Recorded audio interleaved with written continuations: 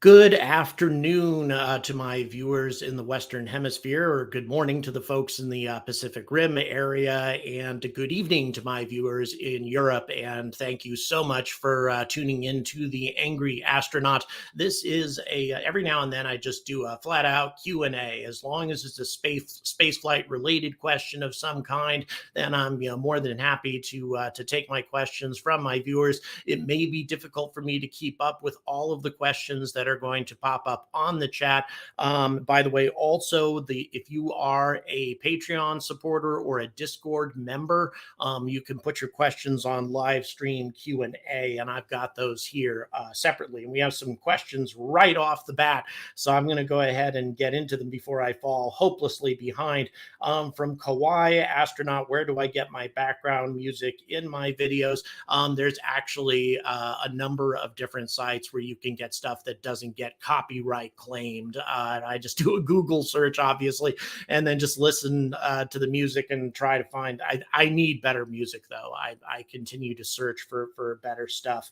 But that's the one that immediately came. Wow, boy, a super chat off the bat from Anton Nim. Thank you so much. And yes, indeed, what you just said is true. You guys make all of this possible. Absolutely. Obviously, the advertisement revenue that I get off of YouTube is very unpredictable. It's based on the economy, and the war has actually had an impact on it. So any support I get from you guys is invaluable, very much so. Do I think KSC would allow Starship to launch and land without the system having been proven yet? Yes, I do believe. Well, now land, I don't know about that. They may have to try to land the primary booster on a C platform to start off with. I'm not too sure about the landing part, but the takeoff part, definitely they are approved on an environmental standpoint and everything. Thank you so much, Supax. I really appreciate it, brother. Good to see you. Thanks for the 5 Canadian. What's up with all the videos? Keep seeing about Elon helping the military out with hypersonic jets. Yeah, well, Elon is seriously engaged with the military and always has been. Anybody who runs a spaceflight company is going to be involved in the military, because the military has close to $1 trillion a year in terms of budget. That's just the U.S. military. So obviously they've got serious cash to invest, way more cash than NASA does. So you want to establish a good relationship with the U.S. military. So therefore, you have SpaceX, you have Rocket Lab establishing their headquarters in the United States, and that was very intentional. They did that so that they could get military contracts. On top of that, U.S. military contracts, that is. On top of that, you have Virgin Orbit, and they have some very substantial U.S. military contracts. So anybody who wants to make it in the space industry is going to establish military contracts. Sierra Space also, by the way, the shooting star module on the back of the Dream Chaser, the military has established a top secret contract with them. Nobody knows what this is all about, but it's some kind of miniature military space station that they're going to use it for after they launch Dream Chaser. So yeah, everybody is involved in that. Am I still planning to come to Cornwall this summer? Yes. Yes, I am, because Virgin Orbit is going to be launching from Spaceport Cornwall sometime this summer. They haven't made it really clear as to when, but I intend to be there. What is my confidence in a 100% successful, I would assume, SLS-1 mission? 100% successful, I don't know, maybe 50-50. And the reason I give it such high odds is because they've put so much time. They've invested so much time and effort in this. And there is a lot besides Boeing involved in that project. So I'm feeling pretty good about it. Any thoughts about Texas moving for independence? I don't know. Anyway, I'm not sure what that was. It kind of disappeared. In regards to the land and all that, I don't think it's going to happen. I really don't. That Texas makes statements about becoming an independent, country on a regular basis. The impact of Texas leaving the United States would be monumental. I really doubt that that's something that's going to happen anytime soon. Will the booster and Starship ever launch from Boca Chica? We have to wait for the development of the Florida launch pad for further testing. Kyle, I'm going to give you my honest opinion on this. In my opinion, this is not there's not going to be a launch from Boca, at least not until they establish what effect it has on the surrounding landscape. And they'll be able to do that at Cape Canaveral a lot easier than they'll be able to do it at Boca. There are too many governmental organizations and too much red tape in Boca Chica that's been presenting itself. And by the way, I do believe that what the Sierra Club did was intentional by going at the U.S. Army Corps of Engineers, which nobody was talking about. SpaceX never encouraged anybody to send their comments over to the U.S. Army Corps of Engineers. And so virtually nobody who was pro SpaceX was sending comments to them. Instead, it was all negative comments that were being rounded up by the Sierra Club and other environmental organizations. So I do believe that that was a strategy on their part in order to block Starship. And just the forces at work against a stacked Starship launching from Boca are just too complicated. Now, I hope I'm wrong. I really hope I'm wrong. As long as SLS doesn't blow up in the atmosphere, NASA will use it. I think NASA shouldn't get too much slack. Yeah. I think that we really need to expect almost complete success given the amount of time that they've had to work on it. We really should expect that. Rodney, wow, thank you so much. What a generous contribution. Really do appreciate that. And thanks very much for tuning in from New Zealand. Really okay. So we've got some more stuff here. It's every news or rumors about SpaceX moving operations to the Cape. So there's a question from Lauren kind of related to what I said. They are building facilities at the Cape quite furiously, actually. They're looking to duplicate. How do I get into Discord? If you join through YouTube, there is a link that has been posted for the YouTube members. And there's a link that you can just click on to get into the Discord.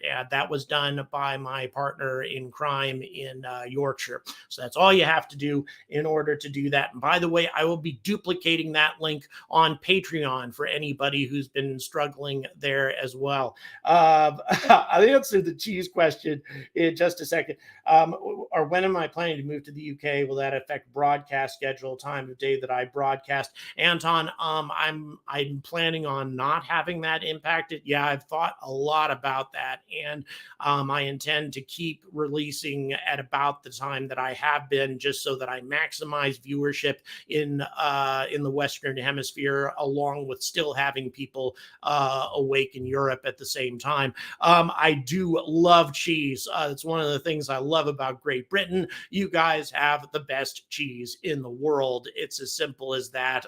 So many fantastic cheeses all over Britain. But I'll tell you, one of my favorites, I can't name one favorite, but one of my favorites is Stilton. The UK has the best blue cheese in the world. It's called Stilton, and a lot of people may not have a taste for it, but I love Stilton.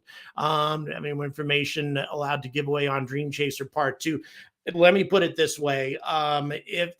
It really depends on how much footage they clear through the security side. I hope they just blur stuff out that's sensitive and we get to see a lot of what's happening, because what they were doing on the day that I came to visit, and this was purely by chance, was tons of structural tests on the vessel itself. It actually was a crane had it go it flew across the hangar, we'll put it that way, across the factory floor. It was an amazing sight to behold as it did that. It almost never moves, from what I understand. So the test that they were performing at the moment that I happened to be there was unique. Do I think Musk would go to the moon or Mars without NASA if they take too long? Absolutely, Big Tex. I think he's very driven indeed. was the first thing that made me angry enough to start the channel. The failure of Starliner. That made me angry enough to start the channel in a really big way. Starliner and that, the enormous amount of money that was spent on it, and the fact that it's still not in service, but that initial miserable failure that they had. It was one of my very first videos that I put out about Starliner and its failure. And yeah, Boeing and their whole load of nonsense. By the way, this cup gets blown up when I hit 90,000 subscribers, guys. This one plus another one. Actually, it'll be a two-stage rocket launch of sorts. Do I really think that Jeff would buy ULA?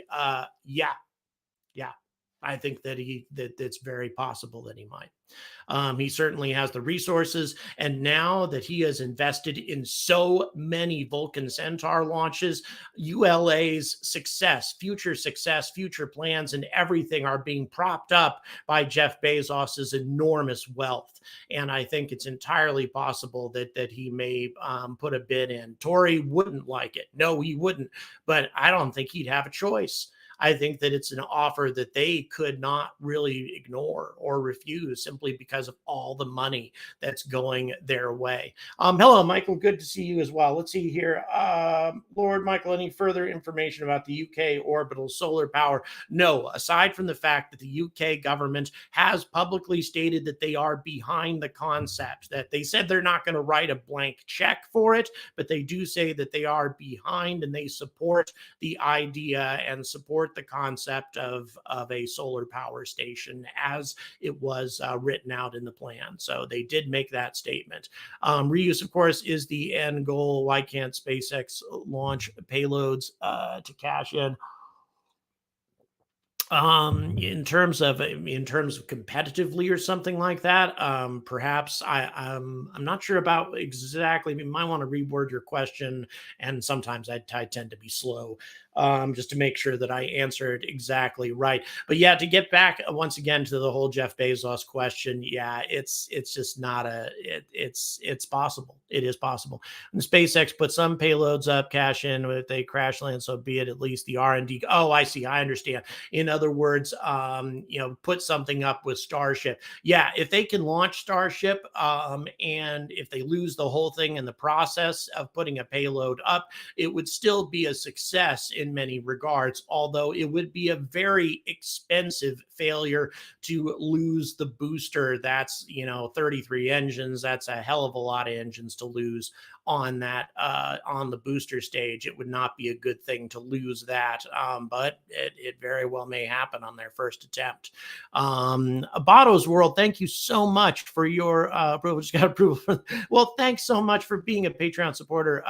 And yeah, I'm looking forward to it as well. Like I say, they just had the Space Symposium in my hometown of Colorado Springs, so they've been extremely busy as of late. Sierra Space has, but yeah, I'm really hoping to get something out soon. Opinion of Bezos may be getting a $19 billion payload for HLS, Lockheed Martin and partner. That is an interesting question, and I'll tell you something.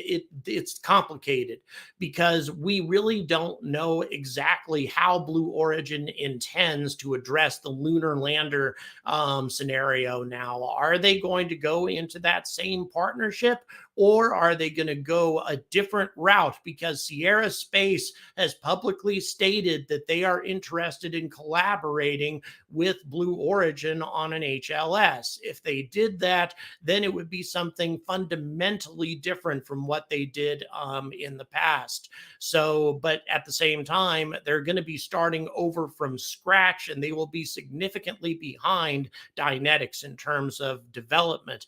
Do I think there's an agency outside the ESA, NASA, Roscosmos, China, SpaceX that could get to the moon within the next 20 years? No, I don't think so. I don't think the Indian Space Agency, for example, would be able to do it. Maybe SpaceX on their own, that sort of thing. They're certainly trying to accomplish that. But as far as space organizations, space agencies, no, I don't think that. India is the only one that has any real chance. Thanks, Goonie Hill. Really do appreciate that. And by the way, Ah, very good point. That's just been made to me by my friend in Yorkshire. Um, the United Arab Emirates have a very aggressive space program going on at the moment. So who knows? They do intend to be on Mars in a century. Well, less than a century. I think it's 2099 that they're targeting or something like that. So yeah, maybe. There's no doubt that the UAE are going to need a new source of revenue soon because oil is not going to cut it for them as time goes on. Whereas mining the solar system, that's worth a ton of money, and they may be looking to take the lead on that. Imagine where we would be if NASA's funding wasn't cut in the 1970s. They were forced to switch the manned Venus flyby project in '74. Yeah, everything would be changed. Everything would. By the way, your name is pretty funny. But yeah, it is it's amazing what might have been accomplished, but at the same time, it gets me mad as hell. It really does. There are so many places in the solar system that we could have established a human presence by now if we had not cut back, if we had not given up on space in the early 1970s. Yeah, and where we would be if Elon was doing his thing back in the 70s. Once again, same kind of thing. The world would be completely different. We would have an extensive established space presence in it, on many planets. I think by now it's certainly the moon, certainly Mars, certainly the Jovian moons. I think that there's a lot of places that we would already be, at least with small bases of some time by then. Dynetics Alpaca, even if they don't officially get contracted, they could do a landing on a private basis. They could. The one problem, Anton, is they don't have the money to do it. They are not a billionaire owned company, so their revenue is fairly limited. But who knows? Somebody might contract them to land there. I certainly, once again, now we don't know. We could see some new designs coming from these competitors for HLS that could be really exciting, could be really innovative, reusability, all kinds of new stuff could come out. But Dynetics was the only one who came out with a 100% reusable solution aside from SpaceX. And SpaceX is not permitted to participate in this second contract. Softlands, the first Starship booster in the Gulf engines are unlikely to do that well in saltwater immersion, so engines lost regardless. Yeah, that's true. We would have to that the booster, it's going to be an expensive first experiment for SpaceX. There's no question. That's a lot of engines that are going to go down the tubes. Mind scientists helped you all get to the moon in the 60s. Yeah. Well, that's like I say, I always like humor. Sometimes it can be in bad taste, but nevertheless, I'm all in favor of humor. And there's a very good song about Werner von Braun, by the way, for those of you who have watched For All Mankind, that series. There is a song about Werner von Braun that's depicted in that series. And that's actually a real song that came out at the time. And it wasn't something that they invented for that alternate future or alternate history. About SLS, with other most recent problems that have arisen, how will NASA manage the reshuffling, not operations, around their SLS priority? Boy, that is a tough one. They need to get this done. They need to get this test completed. This wet rehearsal needs to get. It's going to be disruptive to everything that they're doing out at the Cape until they get this damn thing completed. And it is frustrating to once again be having valve issues. Although the valve is not on the rocket, the valve is on the ground equipment, so it's not quite the same thing. Boeing learned too much from the military complex on how to grab the money and not to worry about space exploration. That's the biggest delay in getting us out and profiteering. Yeah, I'd agree with you, Kyle. I mean, it is about money, isn't it? If nobody's going to pay you to go to the moon and go to Mars, then who the hell is going to do it? Let's see here. Orbital space power. Yes, that is one thing also. something that that's going to be coming out. By the way, I'm doing these things that make me angry, really angry. This new series of short videos that I'm putting out. One of them is going to be on the whole resistance of the environmentalists to the whole to space exploration, the billionaires in space concept, and all that sort of thing. I'm going to be doing a short video on that one because that's one thing that makes me really angry, is because the solution to green energy is out in space, not here on Earth. What is taking Dream Chaser so long to become operational? This is making me angry. Well, here's the thing. Even if Dream Chaser was operational today, they wouldn't have a rocket for it. The Vulcan Centaur is what it's designed for, and if they want to put it up on an Atlas V, that would need to be reconfigured for it. And all of the Atlas V launches, by the way, are already reserved, so they would have to bump somebody else to even do it. Elon's planning to massively mine Bitcoin in Texas. Boy, I don't know about that. I don't know enough about that kind of currency to really make a comment about those sorts of things. So yeah, back in college, did an honors class presentation on NASA projects, spheres, floating modular ball robots. Huh. Actually, I don't know about that. I would love to check it out. I'll research that one. There's, like I say, so much in the world of spaceflight that I don't know anything about. It's one of the reasons why I'm doing this things that make me really angry series of shorts, is because I intend to bring things to people's attention that they may not spend a lot of time, things I'm not going to dedicate a 20-minute video to, but things that I'd like people to look at. All these European spaceflight companies, for example, all of these new innovative spaceflight companies that are doing so many amazing things, and they're not getting much attention at all. Boeing's problems stem from McDonnell Douglas leadership that came in after the merger. Look at 737 MAX and government contracts. Interesting observation, and probably true. It's just, the buck stops at the leadership, and the leadership at Boeing has definitely failed in many ways. So in any event, thank you very much. Another super chat comes in. Really do appreciate it. Honestly, could see good uses of both Alpaca and Lunar Starship. Yes, Starship for large cargo, Alpaca for landings in difficult terrain. Yeah, I totally agree. I think we really need both to be completely successful on the moon. And as I've mentioned a number of times before, a tanker Starship with 100 tons worth of fuel could refuel Alpaca for at least 2 visits to the moon, if not more. So we're talking two lunar visits in the same mission, which is not something that's currently in NASA's plans for Artemis, but it could be if we use these 2 vessels in conjunction with each other. The first try for SLS is a trip around the moon. Do you think Elon will be satisfied with a hop or dump into the ocean? Boy, I don't know. That's an interesting question. Thus far, that's all that's being described.